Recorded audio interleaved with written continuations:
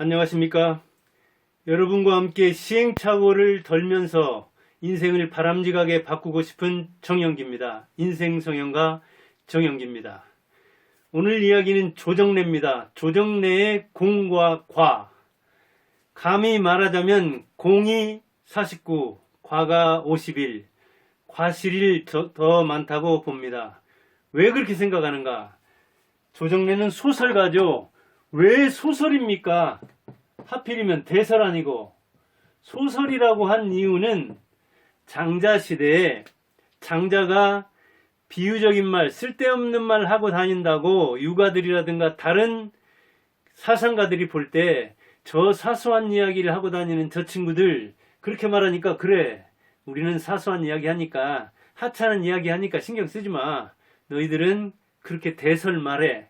경전 이야기, 유교 이야기, 경륜 이야기, 이런 게 바로 대설이라면 소설은 그런 하찮은 이야기로 출발했습니다. 하찮은 이야기라고 해서 자기 생존 논리에 의해서 약자 논리로 살아남았는데, 지금은 소설이 이야기 중에서는 큰 이야기가 됐는데, 조정래는 아직도 소설을 소설로 국한시킨 소설가 조정래는 대설가는 못됐다는 차원에서 과를 51로 놓고 공을 49로 놓는 겁니다. 무슨 이야기냐? 그가 한 일이 얼마나 많은데 감히 500명도 안 되는 구독자를 가진 유튜버가 무슨 말 하는 것이냐? 예, 구독자 숫자를 떠나서 할 말은 하는 겁니다. 여기서는 인생을 이야기하는 곳이기 때문에 그 인생 차원에서 그가 우리에게 미친 영향을 고려해서 그렇게 말하는 겁니다. 공을 먼저 들자면은 금기를 깼습니다. 80년대면은 전두환 시절이죠. 이때 빨치산, 사회주의를 옹호했던 사람, 국군과 싸웠던 사람, 그 사람을 옹호한다는 건 쉬운 문제가 아닙니다. 근현대사에서 어찌 보면 금기입니다. 그런데 그 내용을 소설에 수용했습니다. 반미적이고 반우익적이고 그리고 반국군적인, 당시로서는 입에 올리기, 펜으로 쓰기 힘든 이야기를 그는 담대하게 썼습니다. 그러면서 저항도 많이 받고, 때로는 이른바 자기가 자기 그 소설 인생을 행복한 글 감옥이라고 있습니다. 자, 행복과 감옥을 합쳐서 자기 인생을 이야기했는데, 그렇게 글 감옥이라는 글 쓰는 좁은 공간에서 행복을 느꼈다는 이야기죠. 그런데 여기저기서 자기를 핍박하는, 아주 심지어는 협박하는, 생명을 겁박하는 수준까지의 그런 저항을 받았다고 합니다. 그럴 정도로 당시에는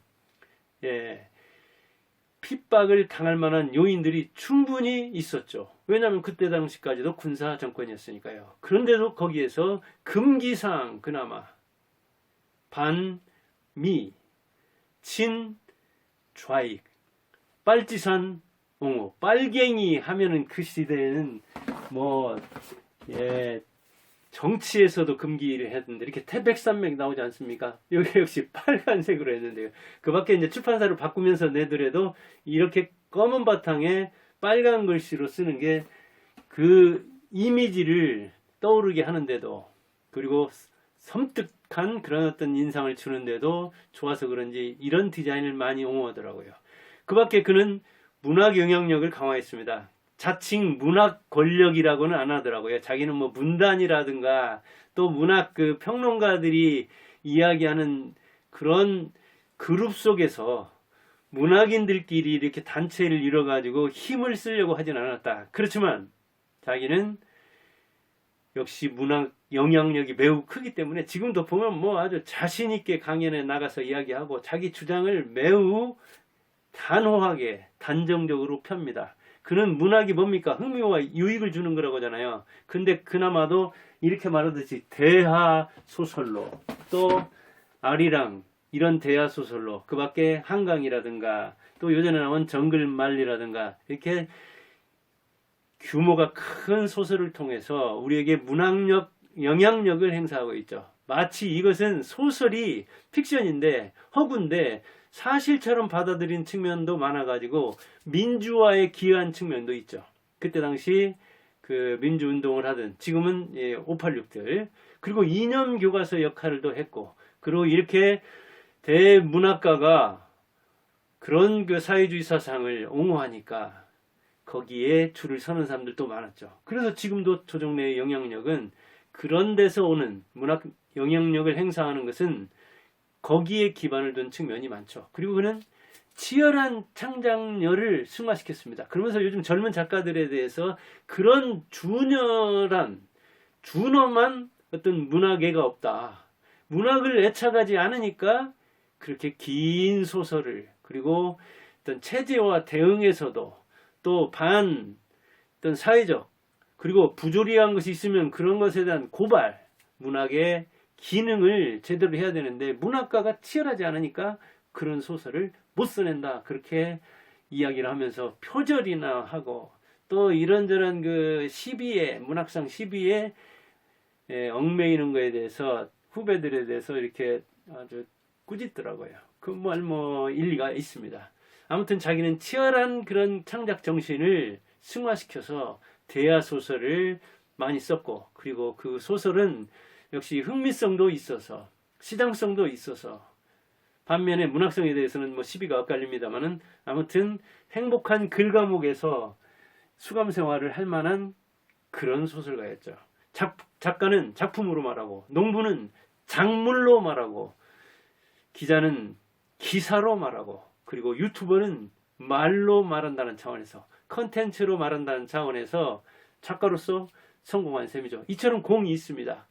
금기를 소설화했고 문학 영향력을 아주 강화했고 그리고 치열한 창작력을 승화시켜서 성과로 말했습니다. 그런데 그가 문학 권력을 비판하면서도 사실은 자기의 어떤 무오류성을 입증해야 된다. 자기가 말하는 건 진실이다. 문학적 진실과 역사적 진실, 그리고 사회적 진실, 철학적, 논리적 진실, 진실이라는 것도 많고, 그 다음에 정의라는 것도 누가 말하는 정의 또는 누가 정의를 정의할 수 있는가, 이런 차원에서 보면 자기도 하나의 권력인데 굉장히 잘나 말하고 그 중에는 굉장히 틀린 것도 있어서 그래서 그에게 과도 있는 겁니다. 특히 그는 그 사상 때문에 90년대, 94년이죠. 고발되기도 했잖아요. 이거는 민주적이다. 그리고 공산주의의 우호적이다 해서 고발했는데 11년 동안 이렇게 그 송사에 시달렸고 11년 만에 이제 2005년이죠. 무혐의로 벗어나게 되었는데 그런 그 전력이 있습니다. 그래서 그런지 요즘에는 이제 그 문재인 정권에서는 굉장히 자기 목소리를 더 내는 측면이 있더라고요. 그럼 과실은 뭐냐? 사실을 왜곡한 측면이 있습니다. 그리고 미화하고 때로는 그 과장한 것, 미화와 과장과 왜곡, 이거는 뭐 소설에 있을 수 있죠. 그렇기는 하지만 사실 자체를 왜곡한 것이 있어서 비난을 받는데, 그런데도 작가는 사실만 말해야 된다, 진실만 말해야 된다, 이렇게 말하는데 문학적 사실, 문학적 진실, 즉 문학이 역사보다 더 진실할 수 있다. 그거는 진실성, 사실성, 그런 측면에서는 그렇죠. 문학적 진실과 문학적 사실이 역사적 사실과 역사적 진실을 압도할 때도 있으니까요. 그리고 문학이라는 장치를 통해서 그 이면에 숨기고 표면에 문학적 사실을 내세울 수 있으니까요. 그런 차원에서 말한다면 작가는 진실만 말해야 된다 하는 것이 옳을 수 있지만, 그런 진실이 우리가 진리가 너희를 자유롭게 하리라 하는 어떤 진리, 복음, 진실, 그런 차원이라면 그의 말은 틀려 있죠. 여수 사건 같은 것도 뭐 미군이 이렇게 비행하면서 사격하고 그리고 전차 동원하고 그다음에 그 한포 이렇게 쏘고 그랬다고 하는데, 여순 사건을 진압하는 데는 미군은 동원되지 않았다고 합니다. 국군이 진압했다고 합니다. 그러니까 팩트 자체를 왜곡한 거죠. 그만큼 반미적인 측면이 있는 거예요. 그 밖에도 그 남로당에 대해서라든가 저 빨치산에 대해서라든가 인민군에 대해서는 매우 우호적이고 그들에 대해 비리에 대해서 잔악함에 대해서는 감추면서 미군 하면 그냥 거의 깡패 수준이고 그냥 여자 봤다면 그대로 뭐 겁탈하는 사람이고 그리고 그 반감이 어떤 사실에 근거했다기보다는 그가 1950년대 이야기를 썼으니까 이거는 40년대생이잖아요. 43년생이던가요. 초등학교 다닐 때 그냥 들은 걸로써 그리고 80년대까지는 상당히 그 박정희와 전두환이 이승만 정권의 그 뭐랄까 혁명을 한 거잖아요. 그래서 박정희 시대부터 전두환 시대까지는 반 이승만주의였거든요. 그리고 반미적인 속성도 있었기는 하지만 박정희와 전두환은 그 등거리 외교 그 이를테면 줄타기를 잘한 셈이죠. 그런 데서 이제 그 교육을 받다 보니까 대학까지 이렇게 가다 보니까 그런 그 사상을 받았고 자기 아버지가 일본에 유학했는데 그 서남사 있죠. 서남사하고 여러분들 송강사 가보면 알죠. 이 태보종의 서남사는 지금도 대처성이어가지고 가보면 고즈넉하고 뭔가 살림집이 있을 만한 그런 가람 풍경을 느낄 수 있고 송강사는 아니죠. 조계종이든가요. 분위기가 이 순천에 같이 있는 절이 같이 있는 절이지만 분위기가 싹 다른 걸 알 수가 있는데 거기서 태어났잖아요. 그런데 그 태고종에서 일본에 아버지가 유학 갔다 왔다고 합니다. 그런데 그는 일본 유학 갔다 온 사람들, 그 다음에 일제에 협력한 사람들, 우리나라 그 강점기 시기에 이 사람들은 친일파다 하면서 자기 모순적인 자기 아버지 부정해서 자기를 부정하는 듯한 그런 어떤 또 모순도 범하고 있습니다. 이렇게 그 어떤 사실에 대해서 자기가 딱 꽂힌 것을 왜곡하고 미워하고 과장하다 보니까 그런 측면이 있는 것 같고 요즘에 그 보는 게 정글만리에서는 아주 그게 심하더라고요. 정글만리에서는. 그러니까 뭐 중국은 많이 왔다 갔다 하는데 16번 왔다 갔다 하는데 아마 서양학자들의 책을 좀 읽으면 저도 국어를 전공했습니다. 국어 국문학, 국어 교육을 전공한 사람인데 그런 입장에서 이 대소설가를 이렇게 그 공과를 논한다는 것 자체도 좀 좋아하는 면이 있지만은 정글만리 같은 거 보고 그다음에 요새 강연을 제가 이제 또 어제 오늘 이렇게 준비하느라고 많이 들어봤는데 아주 당당하게 IMF에서 이야기했다는 것을 말하면서 2016년이면 자 일본 따라잡아가지고 2010년이었던가요? G2에 들어갔는데 2016년이면 G1다. 그 국민 총생산, 국내 총생산이라고 하던가요? 그거는 사실은 경제지표에서는 뭐 그렇게 중요하지는 않은 거거든요. 인구 1만 1억 3천이던가요? 그 10배가 넘는 14억이던가요, 중국이. 근데 일본을 따라잡은 게 그게 뭐 얼마나 대단합니까? 1인당 또 국민 소득을 따지자면 일본한테 비교가 됩니까? 그리고 지금도 미군이 주둔하는 나라에서 일본과 독일은 그걸 좀 누르려는 차원이잖아요. 미군이 주둔하는 목적도 여러 가지로 나눌 수 있는데 만일 둔다면은 그대로 둔다면 일본하고 중국 그 옛날 아편전쟁 영국한테 중국이 왜 그렇게 깨졌습니까? 일본한테 왜 2번씩이나 그렇게 깨졌습니까? 그런 걸 생각한다면은 그런 걸 그것만 고려하더라도 정글만리에서 하고 그다음에 강연하면서 뭐 2016년에 IMF에서 그랬다고 하면서 중국이 최고가 될 것이라고 하는 그것을 전적으로 동의하고 자기도 믿는다고 하는데 중국만 다니면서 중국 사람들이 하는 이야기만 한국의 중국통 이야기만 들으니까 그럴 겁니다. 소설이 이렇게 소설가가 사소한 이야기를 쓴다는 걸 여실히 보여주는 겁니다. 제가 볼 때는. 조금만 공부를 하고 조금만 그 서양 사람들의 안목을 보면 저 같은 그냥 어찌 보면 아마추어도 그쪽 전문가가 아니더라도 중국 전문가가 아니고 경제 전문가가 아닐지라도 그건 터무니없다는 걸 금방 알 텐데 대소설가가 이렇게 나이도 들어가지고 왜 이렇게 성견심이 없을까? 그래서 제가 그의 과실이 공보다 크다고 하는 겁니다. 추월했어요? 2016년 넘어서 못했잖아요. 지금도 어림없게 봅니다. 대개는 서양학자들이 쓴 책을 읽어서 왜 그런가를 본다면은 그들이 접하고 있는 그 국경만 하더라도 그리고 그 내부적 요소만 보더라도 그리고 그 뭐 공산주의가 없다고 했는데 조정래는 북한은 뭐 김일성주의고 그러면 중국은 공산주의가 아니라고 했는 거예요. 그런데 지금 아닙니까? 사교육 하는 거 하며 그 공기업에서 이 사기업 대하는 거 하며 그리고 시진핑이 그 경제에 대해서 그 장악하는 거 하며 그 다음에 그 노동자들도 이를테면 뭐 5억이나 되는 사람은 아무 일이든 시키기만 하라. 불러만 달라 하면 일할 사람이라고 하는데 이 노동자들의 품질이 똑같습니까? 그리고 경제의 요소 중에서 노동자가 절대적입니까? 그들은 뭐 도시 노동자, 농민공 중에서도 도시에 와가지고 얼마나 거치할 수 있는지, 또 그 다음에 공기업, 그 다음에 국가, 그 다음에 사기업, 그 다음에 직종, 그 다음에 교육받은 정도, 이런 것 저런 것을 따져야 되는데, 노동할 수 있는 노동 인구가 마치 절대 요소인 것처럼 노동 숫자 중요하죠. 중국에서 시진핑이 14억이나 되니까 뭐 그냥 뭘 그 서양에서 우리 우습게 봤다가는 뭐 피로 어찌고저찌고 그 숫자가 말해주는 거 아니에요. 그렇게 숫자로 말할 것 같으면 왜 영국한테 지고 일본한테 왜 그렇게 졌습니까? 지금 미국 3억밖에 안 되는데 그 몇 배 되는데 왜 그렇게 지금도 중국이 미국을 못 이깁니까? 숫자가 말해주는 건 아니거든요. 숫자는 말 그대로 숫자일 따름입니다.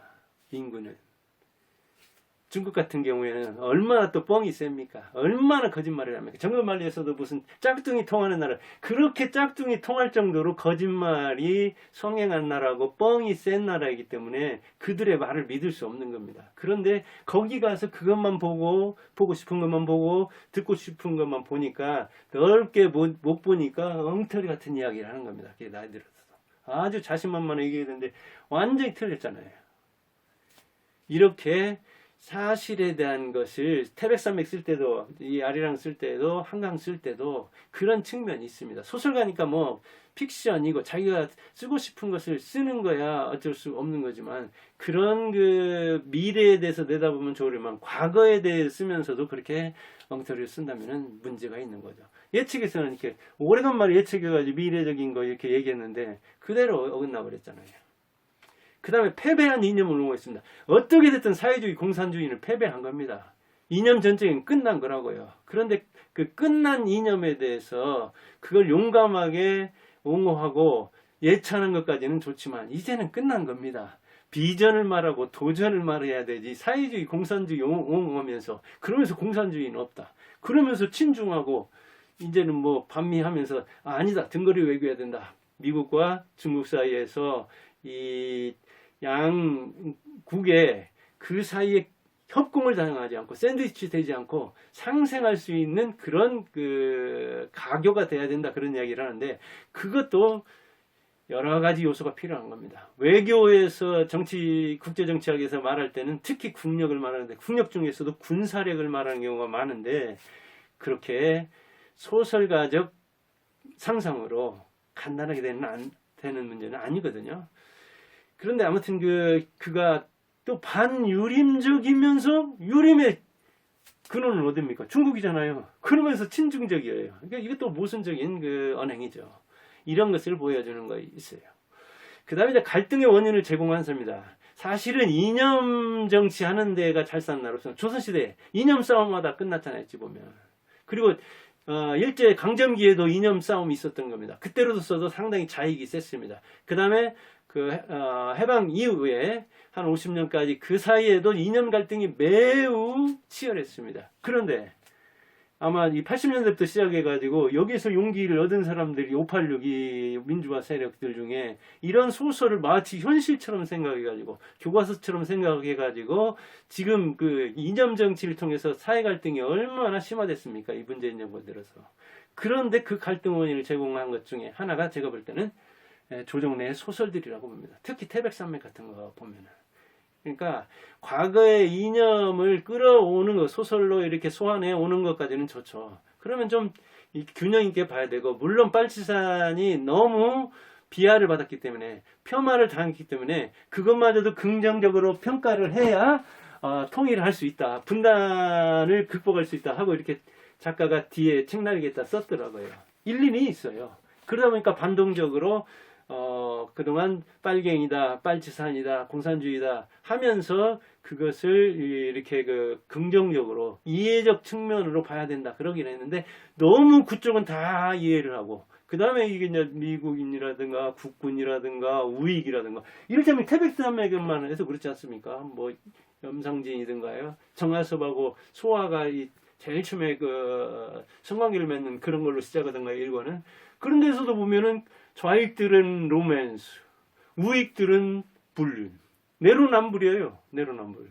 그게 거의 일관되게 유지되잖아요. 그래서 우리 일제 강점기에도 일제에 협력했던 사람들이 일제의 충성을 인정받기 위해서 일제에 있는 데서는 그렇더라도 개인적으로라든가 아니면 어떤 그 직접적인 문제를 만나 가지고 친밀한 관계가 어느 정도 형성됐을 때는 상당히 우호적으로 풀어주려는, 그거는 옛날부터 그랬습니다. 고려시대 때도 조선시대 때도 일제 지금도. 왜?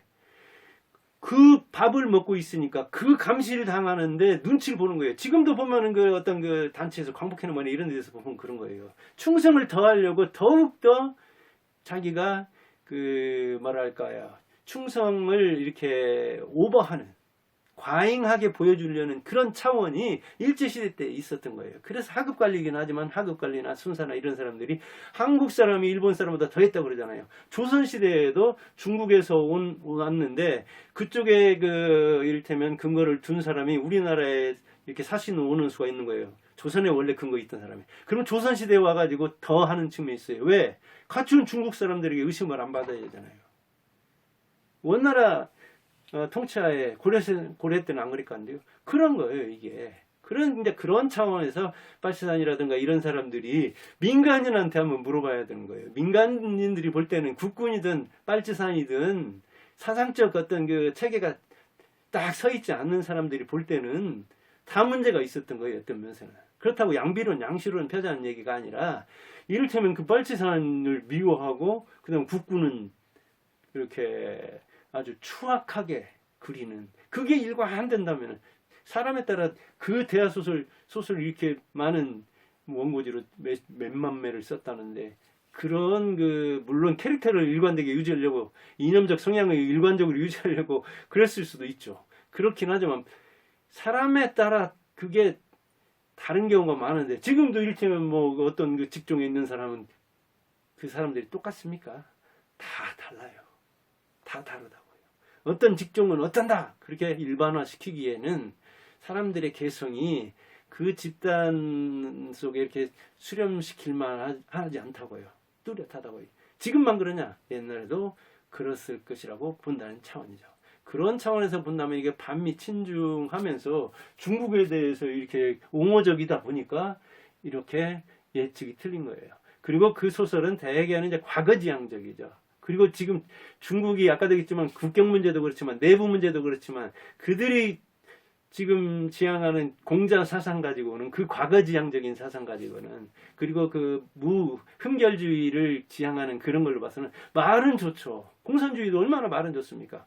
같이 생산해서 같이 먹는다. 필요에 따라서 먹는다. 말이야 좋지만 공산주의 이념이 왜 무너졌습니까? 현실적이지 않으니까 무너진 거잖아요.